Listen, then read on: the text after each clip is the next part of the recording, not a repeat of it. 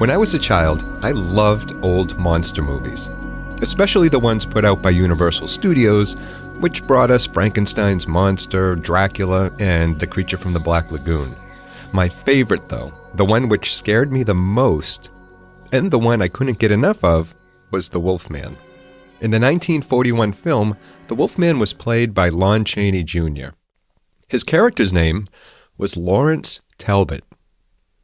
Talbot. There's another Talbot connected with a story about shape-shifting, although this Talbot isn't a person. It's a county in the west central portion of Georgia, not too far from Alabama's border. In the late 1800s, Talbot County had a very strange encounter with a werewolf.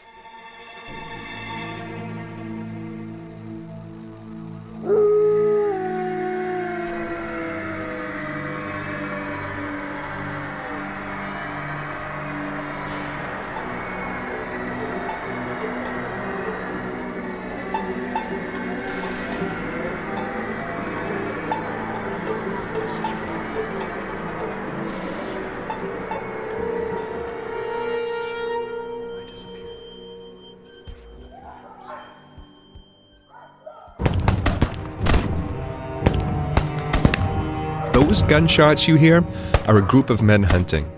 They've been out in the woods of Talbot County since the sun went down, and it sounds as if they've found what they're looking for.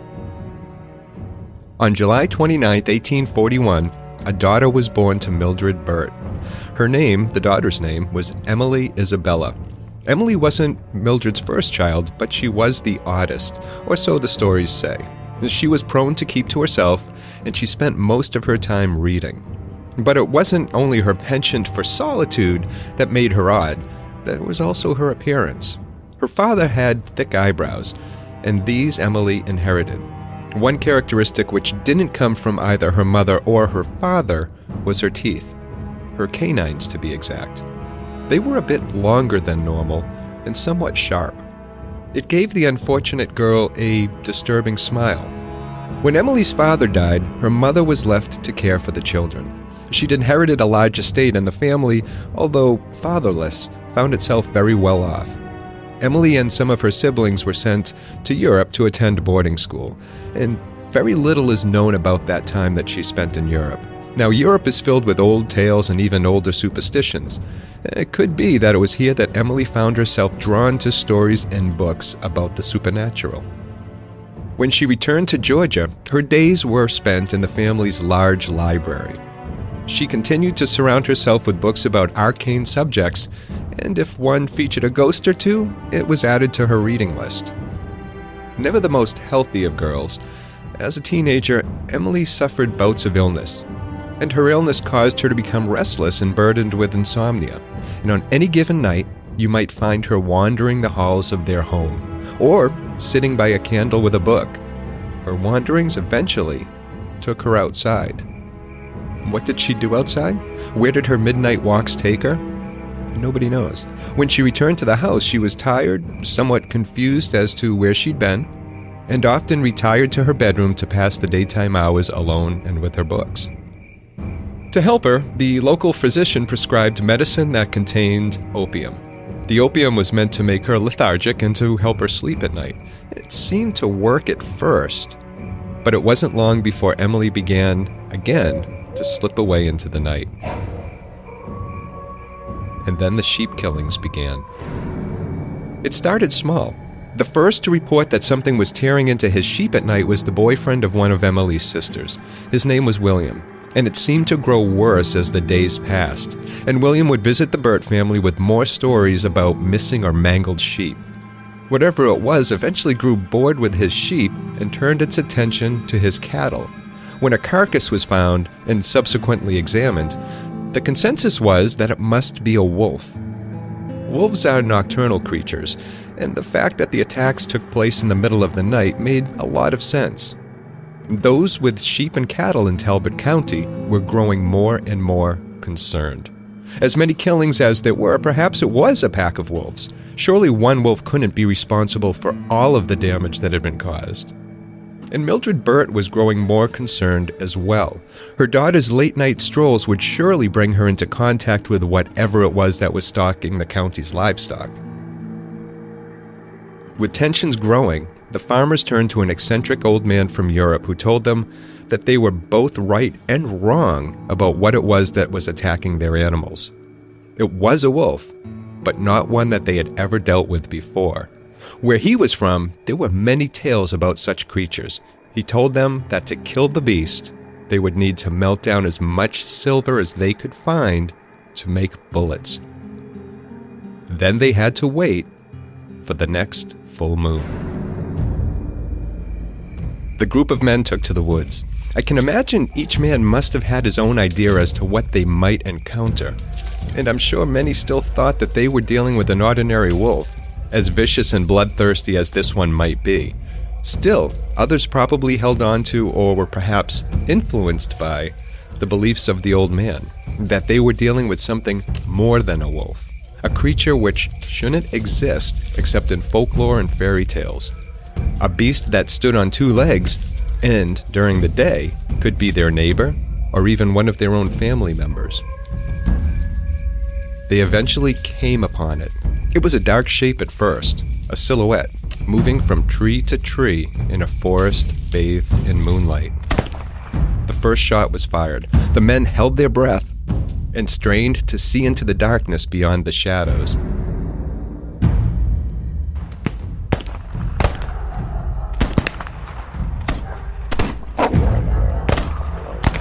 Unbeknownst to the men, Emily's mother had also entered the woods that night.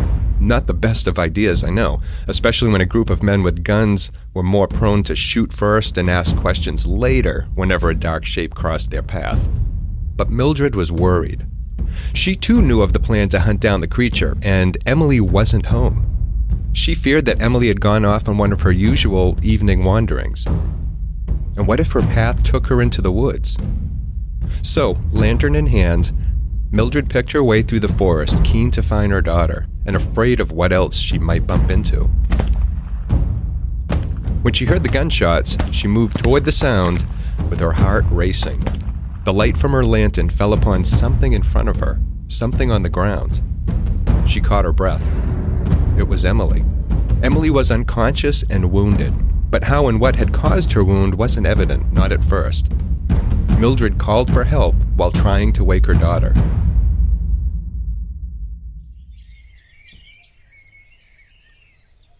The next day, the local doctor stepped out of Emily's room with dire news. Emily had been shot. The wound wasn't grave, and she would survive, but what was she doing out there, he wanted to know. Hadn't the medicinals laced with opium helped? There were more questions than answers, and once news of Emily's injury began to spread, people began to make up their own answers. The answer that was whispered, especially over a beer in the local pub, was that Emily must have been the beast they were looking for. The old man had been right. There was, or had been, a werewolf in their midst. A short time later, after Emily's wound had healed, Mildred told her neighbors that she was sending Emily away to Paris. She didn't elaborate, so the rumor mill took care of that for her as well. Emily was being sent away to be treated for her condition, not the gunshot wound that had healed. No, she was being sent away to be treated for the underlying condition, the one which caused her to slip away into the night and slaughter sheep. They said, or whispered, her trip to Paris was for one thing and one thing only: to cure Emily of lycanthropy, to strip away her curse of being a werewolf. Emily returned to Talbot County and life resumed. It's fair to note that the livestock killings had stopped after that fateful night in the woods. Perhaps the shooting had scared off the creature responsible, or perhaps they had hit it and it had gone off to die on its own. Or, some whispered, the beast had been in their midst all along, but had now been cured. It's hard to believe, isn't it, that a petite woman like Emily Burt could be responsible for such horrific things as had come to Talbot County. The good news is that, as the years passed, Emily's reputation as a kind and caring soul grew.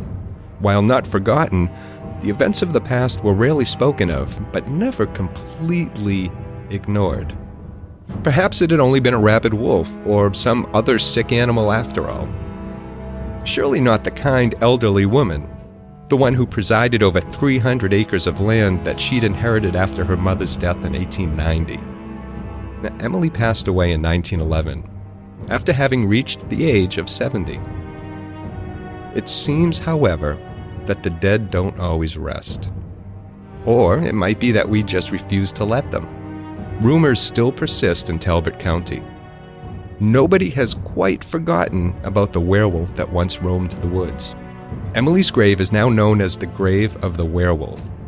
Unfair as that might be, it's also whispered that those who approach the grave, or the area around it, can't help but feel a bit uneasy. It's almost as if something is watching them from the shadows, they'll say. It's most likely overactive imagination, right?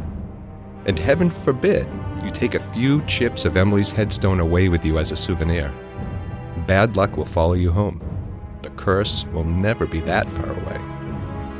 Emily's headstone, fortunately, survives to this day, nestled in a little cemetery in Talbot County. Those who visit will find these words etched upon it. Thy form alone is all, thank God, that to the grave is given. For I know thy soul, the better part, is safe.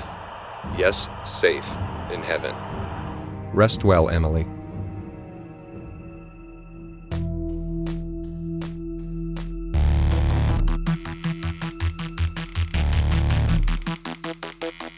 Thank you for listening, and if you haven't already, please subscribe and leave a review. You can also support the show by going to strangeencounters.org. I would really like to hear from you and your suggestions for future episodes, and if you've had a strange encounter with something unusual or paranormal, I would love to hear it.